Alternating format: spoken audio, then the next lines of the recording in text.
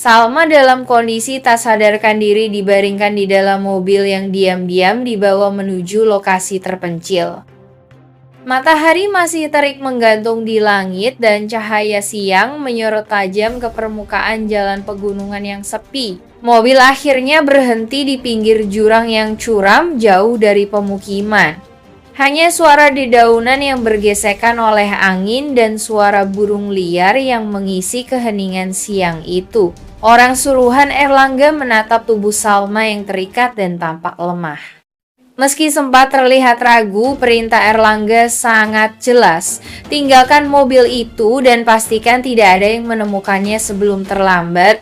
Dengan penuh kegugupan, ia membuka pintu mobil perlahan, menurunkan rem tangan dan membiarkan kendaraan itu mulai bergerak perlahan ke arah bibir jurang, terhalang sementara oleh bebatuan dan semak-semak. Setelah itu, ia segera melarikan diri menyelinap masuk ke balik rimbun pohon. Sementara itu di tempat lain, Indira yang sudah ditolong Argo akhirnya berhasil memberi kabar kepada William. Begitu mendengar Salma diculik, William langsung tersentak. Firasa yang sejak tadi menghantuinya seolah benar terjadi. Argo dengan keterampilannya dan bantuan jaringan keamanannya mulai melacak mobil yang membawa Salma sebelum semuanya terlambat. William yang selama ini berusaha menahan emosi, kali ini tidak bisa tinggal diam. Ia melesat pergi, siap menghadapi siapapun yang mencelakai Salma. Mobil Argo melaju kencang melewati jalan berkelok di dataran tinggi.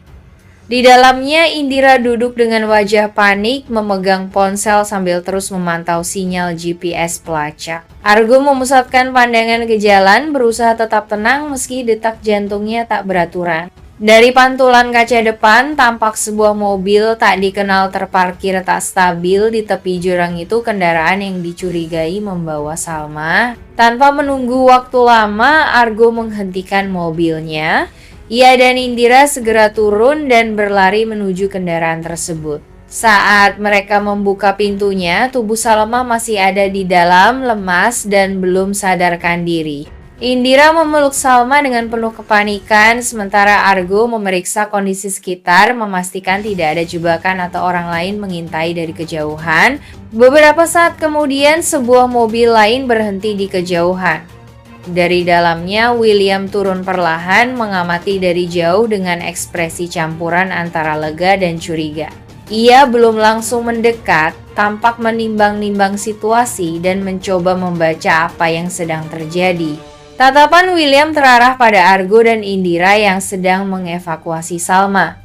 Emosi campur aduk memenuhi benaknya antara rasa takut kehilangan, cemburu, dan keinginan untuk tetap melindungi Salma.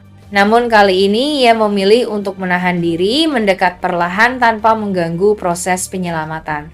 Udara siang hari yang panas terasa semakin berat saat ketegangan di antara mereka mengental. Ketiganya Argo, William, dan Indira berada dalam satu titik genting menyelamatkan Salma, namun juga menyadari bahwa semua yang terjadi mungkin akan mengubah hubungan mereka selamanya. Saat tubuh Salma berhasil ditarik keluar dari mobil yang hampir tergelincir di tepi jurang, Argo memeluknya erat dengan sigap, memastikan denyut nadinya masih stabil. Indira membantu menepuk-nepuk pipi Salma perlahan, berharap ada respons. Nafas Salma lemah tapi masih ada. Dari kejauhan, William menyaksikan momen itu dengan tatapan berat. Langkah kakinya sempat maju ingin segera berlari dan memeluk Salma seperti dulu, ingin menjadi orang pertama yang melindungi wanita yang masih mengisi ruang hatinya. Namun detik berikutnya langkah itu terhenti. Pandangannya tertuju pada Argo yang tampak begitu tenang dan penuh kepedulian di sisi Salma. Rasa ragu menyergap. William menggenggam erat kunci mobilnya seperti menahan diri dari emosi yang bergolak. Ia menyadari dirinya kalah cepat atau mungkin kalah keberanian. Apakah kehadirannya dibutuhkan atau malah justru akan membuat keadaan lebih rumit? Beberapa warga yang lewat akhirnya turut membantu. Argo dan Indira membawa Salma ke mobil hendak segera melarikannya ke rumah sakit. Di saat mobil Argo melaju menjauh, William masih berdiri di tempatnya diam terpaku dan diam-diam merasa kehilangan kesempatan untuk kembali hadir di hidup Salma. Lagi, apakah Salma akan sadar dan menyadari siapa yang menyelamatkannya?